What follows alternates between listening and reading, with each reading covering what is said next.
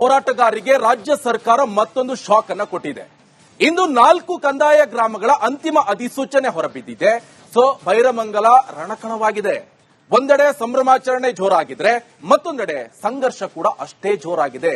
ಇವಾಗ ಒಂದು ವರದಿ ಇದೆ, ಫಸ್ಟ್ ನೋಡ್ಕೊಂಡು ಬರೋಣ.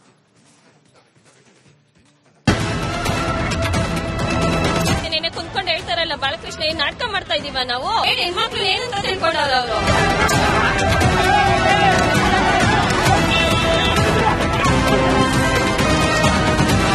ಬಿಡದಿ ಟೌನ್ಶಿಪ್ ಯೋಜನೆ ಇದು ಕೇವಲ ಭೂಮಿಯ ವಿಚಾರವಲ್ಲ, ಸಾವಿರಾರು ರೈತ ಕುಟುಂಬಗಳ ಬದುಕಿನ ಪ್ರಶ್ನೆ.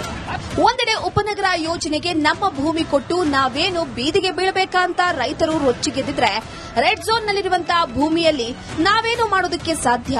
ನಮ್ಮ ಜಮೀನನ್ನ ಸರ್ಕಾರ ವಶಕ್ಕೆ ಪಡೆದು ಬೇಗ ಪರಿಹಾರ ನೀಡಲಿ ಅನ್ನೋದು ಇನ್ನೊಂದು ಬಣದ ಬೇಡಿಕೆಯಾಗಿದೆ. ಈ ಪರ ವಿರೋಧದ ಸಮರದಿಂದ ಬಿಡದಿಯ ಬೈರಮಂಗಲ ಅನ್ನದಾತರ ನಡುವಿನ ಕದನ ಕಣವಾಗಿ ಬದಲಾಗಿದ್ದು, ಇದರ ನಡುವೆ ಇಂದು ಸರ್ಕಾರ 2ನೇ ಹಂತದಲ್ಲಿ 4 ಕಂದಾಯ ಗ್ರಾಮಗಳ ಅಂತಿಮ ಅಧಿಸೂಚನೆ ಪ್ರಕಟಿಸಿದೆ.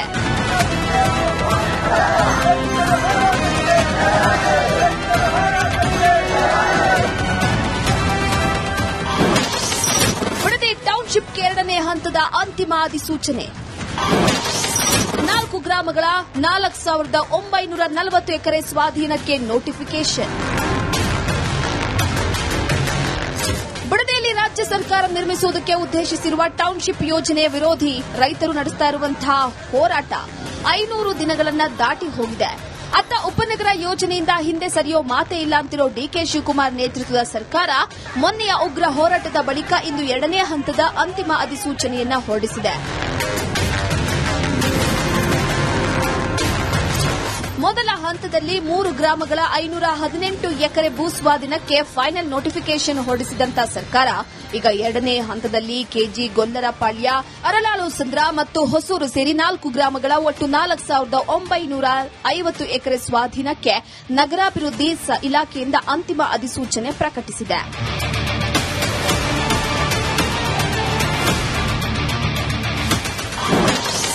ಭೂಸ್ವಾಧೀನ ಅಧಿಸೂಚನೆಗೆ ಸಂಭ್ರಮಾಚರಣೆ, ಸಂಘರ್ಷ. ಹೌದು, ರಾಜ್ಯ ಸರ್ಕಾರ 4 ಕಂದಾಯ ಗ್ರಾಮಗಳ ಭೂಸ್ವಾಧೀನಕ್ಕೆ ಅಧಿಸೂಚನೆ ಹೊರಡಿಸಿರುವುದಕ್ಕೆ ಸಂಭ್ರಮಾಚರಣೆಯ ಜೊತೆ ಸಂಘರ್ಷ ಶುರುವಾಗಿದೆ. ಟೌನ್ಶಿಪ್ ಯೋಜನೆ ಪರ ಇರುವಂತಹ ರೈತರು ಸಿಹಿ ಹಂಚಿ ಸಂಭ್ರಮಿಸಿದ್ರು. 20 ವರ್ಷಗಳ ರೆಡ್ ಝೋನ್ನ ವನವಾಸಕ್ಕೆ ಮುಕ್ತಿ ಅಂತ ಘೋಷಣೆ ಕೂಗಿದ್ರು.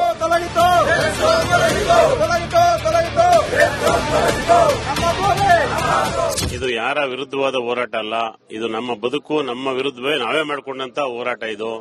ಇದಕ್ಕೆ ಇವತ್ತೊಂದು ಶುಭ ಸೂಚನೆಯನ್ನ, ಶುಭ ಗಳಿಗೆಯನ್ನ ಸರ್ಕಾರದಿಂದ ನಮಗೆ ಸಿಕ್ಕಿದೆ. ಯಾಕೆ ಅಂತಂದ್ರೆ 20 ವರ್ಷದಿಂದ ನಾವು ಅನುಭವಿಸಿದಂತ ನೋವು, ನಲಿವು ಯಾರಿಗೂ ಅರ್ಥ ಆಗಿಲ್ಲ. ಇಲ್ಲಿ ನಮ್ಮದೇ ಆದನ್ನ ಹಿಂಸೆ ನಾವಿದ್ದೀವಿ.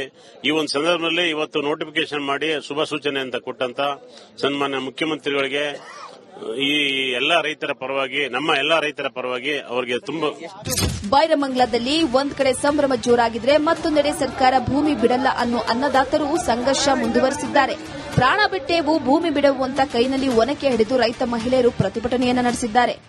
ಕುಂತ್ಕೊಂಡು ಹೇಳ್ತಾರಲ್ಲ ಬಾಲಕೃಷ್ಣ, ಏನ್ ನಾಟಕ ಮಾಡ್ತಾ ಇದೀವ ನಾವು? ಬಂದ್ ನೋಡಿದಾರ ನಾಟಕ ಮಾಡ್ತಾ ಇದೀವಿ ಅಂತ? ಹೆಣ್ಮಕ್ಳು ಏನಂತ ತಿಳ್ಕೊಂಡವ್ರ ಅವರು? ಬಂದ್ ನೋಡ್ಲಿಲ್ಲ ಮಾಡ್ಲಿಲ್ಲ ಏನಂತ ಅದೇ ಮಾತಾಡೋದು ಏನಿದೆ ಅವ್ರಿಗೆ? ಕುಂತ್ಕೊಂಡೆಲ್ಲ ಹೇಳ್ಬಿಡೋದಲ್ಲ, ಬಂದ್ ನೋಡ್ಲಿ. ಇಷ್ಟು ವರ್ಷ ಆಯ್ತು, 1 ವರ್ಷದಿಂದ ಒಂದ್ ದಿನಕ್ಕೂ ಬಂದಿಲ್ಲ. ಬರಕ್ ಇದಿಲ್ವಾ ಅವ್ರಿಗೆ? ಯೋಗ್ಯತೆ ಇಲ್ವಾ? ಏನ್ ನಾಟಕ ಮಾಡ್ದೆ? ನಾಟಕ ಮಂಡ್ಲನೇ ಇದೆ. ಅವ್ರು ಕಲರ್ ಬಣ್ಣ ಹಾಕೊಂಡ್ ಮಾಡ್ತಾ ಇದ್ರಿ. ಇಲ್ಲೊಂದ್ ಹೇಳ್ತಾರೆ, ಈಚೆ ಒಂದ್ ಹೇಳ್ತಾರೆ, ಅಲ್ಲೊಂದ್ ಹೇಳ್ತಾರೆ. ಅವ್ರು ಮಾಡ್ತಾ ಇರೋದು ನಾಟಕ, ನಾವಲ್ಲ. ಯಾವುದೇ ಕಾರಣಕ್ಕೂ ನಾವು ಭೂಮಿ ಬಿಡ್ಕೊಂಡು, ಏನೇ ಆಗ್ಲಿ, ಅಂತಿಮ ಅಧಿಸೂಚನೆ ಆಗ್ಲಿ, ಏನೇ ಒಂದಾಗ್ಲಿ, ನಾವ್ ಯಾವುದೇ ಕಾರಣಕ್ಕೂ ಭೂಮಿ ಬಿಡ್ಕೊಡಲ್ಲ. ತೀವ್ರ ವಿರೋಧದ ನಡುವೆಯೂ 2ನೇ ಹಂತದ ಅಧಿಸೂಚನೆ ಹೊರಡಿಸಿದ ರಾಜ್ಯ ಸರ್ಕಾರದ ವಿರುದ್ಧ ಪ್ರತಿಭಟನಾಕಾರರು ಕಿಡಿಕಾರಿದ್ರು. ನಮ್ಮ ಹೋರಾಟ ನಿಲ್ಲೋದಿಲ್ಲ, ದೇವನಹಳ್ಳಿ ಮಾದರಿ ಧರಣಿ ಮಾಡಿ ನಮ್ಮ ಭೂಮಿಯನ್ನು ಉಳಿಸಿಕೊಳ್ತೇವೆ ಅಂತ ಸಮರ ಸಾರಿದ್ದಾರೆ. ಕಾರ್ಯಕರ್ತರು, ಕರ್ನಾಟಕ ರಾಜ್ಯ ರೈತ ಸಂಘದ ಮತ್ತು ಎಲ್ಲ ವಿವಿಧ ಸಂಘಟನೆಗಳ ಮುಖಂಡರುಗಳು ವಿಧಾನಸೌಧ ಮುತ್ತಿಗೆ ಹಾಕಲಿಕ್ಕೆ ಬರ್ತೀವಿ ಅಂತಕ್ಕಂಥ ಮಾಹಿತಿಯನ್ನು ಪಡೆದಂತ ಮುಖ್ಯಮಂತ್ರಿಗಳಾದಂಥ ಡಿಕೆ ಶಿವಕುಮಾರ್ ಅವರು ಎಲ್ಲ ಒಂದ್ ಕಡೆ ಮುಜುಗರಕ್ಕೆ ಒಳಗಾಗೋದು ಬೇಡ ಅಂತಂತೇಳಿ ಈ ರೀತಿಯಾದಂತಹ ಒಂದು ಸ್ಟ್ರಾಟಜಿಯನ್ನ ಮಾಡಿದ್ದಾರೆ. ಮತ್ತೆ ಯಾವುದೇ ಕಾರಣಕ್ಕೂ ಕೂಡ ನಮ್ಮ ಹೋರಾಟವನ್ನ ಕೈ ಬಿಡೋದಿಲ್ಲ. ಹಾಗಾದ್ರೆ ಇಮಿಡಿಯೇಟ್ ಈಗೇನು ಅಧಿಸೂಚನೆಯನ್ನು ಹೊರಡಿಸಿದಿರಿ, ಅಂತಿಮ ಅಧಿಸೂಚನೆ ವಾಪಸ್ ತಗೊಳ್ಳಿ. ಬಿಡದಿ ಟೌನ್ಶಿಪ್ ಹೋರಾಟಕ್ಕೆ ತೀವ್ರ ವಿರೋಧ ವ್ಯಕ್ತವಾಗ್ತಾ ಇದ್ದ ಹಾಗೆ ಸಿಎಂ ಡಿಕೆ ಶಿವಕುಮಾರ್ ಉನ್ನತ ಮಟ್ಟದ ಸಮಿತಿ ರಚನೆಗೆ ಮುಂದಾಗಿದ್ದಾರೆ. ಅಧಿಕಾರಿಗಳು, ಶಾಸಕರು, ಜಡ್ಜ್ಗಳ ಸಮಿತಿ ಮಾಡ್ತೇವೆ ಅಂದಿರುವಂತಹ ಸಿಎಂ ಇದು ಸರ್ಕಾರದ ಯೋಜನೆ, ವಿರೋಧ ಮಾಡುವವರು ನಿಮ್ಮ ಜಮೀನು ಇಟ್ಕೊಳ್ಳಿ ಅಂದ್ರು. ಇಲ್ಲಿ ಹೇಳ್ತಾ ಇದ್ದೀನಿ, ನಿಮ್ಮ ಆಸ್ತಿಗಳನ್ನ ನೀವು ಇಟ್ಕೊಳ್ಳಿ. ನಾನು ಇದಕ್ಕೆ ಒಂದು ಸಣ್ಣ ಸಮಿತಿಯನ್ನ ರಚನೆ ಮಾಡ್ತೀನಿ. ಒಂದು 2-3 ತಿಂಗಳಲ್ಲಿ ಶಾಸಕರು ಮಾಡಬೇಕು, ಇಲ್ಲ ಅಂತಂದ್ರೆ ಅಧಿಕಾರಿಗಳು ಮಾಡಬೇಕು, ಇಲ್ಲಾಂದ್ರೆ ಜಡ್ಜಸ್ ಯಾರು ಮಾಡಬೇಕು, ಇಲ್ಲ ರಿಟೈರ್ಡ್ ಜಡ್ಜ್ ಮಾಡಬೇಕು ಅನ್ನೋದನ್ನ ನಾನು ನನ್ನ ಸಂಪುಟದ ಸಭೆಯಲ್ಲಿ ನಾನು ಮುಂದಕ್ಕೆ ಚರ್ಚೆ ಮಾಡಿಬಿಟ್ಟು ನಾನು ತೀರ್ಮಾನವನ್ನು ಮಾಡ್ತೇನೆ. 1-2 ತಿಂಗಳು ಅವರು ರಿಪೋರ್ಟ್ ಕೊಡ್ಲಿ, ಆಮೇಲೆ ನಾನು I am not in a Hari.